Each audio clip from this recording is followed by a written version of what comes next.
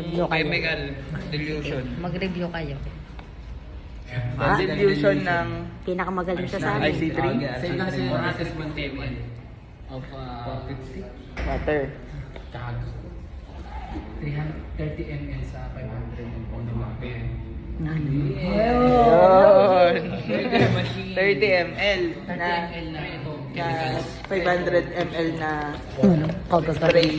siguro Kagagaling naman ang aking mga anong Once ta. concerned tayo ng okay. Lagi natin i-check yung tasa. Yung cup. Sir Nico, is that you? May Sir isa pa, may Nico, isa is pa. that you? Ang kita pa ng tasa eh. Yung QT10 strip. Ano yun? QT10 strip. Cute pa.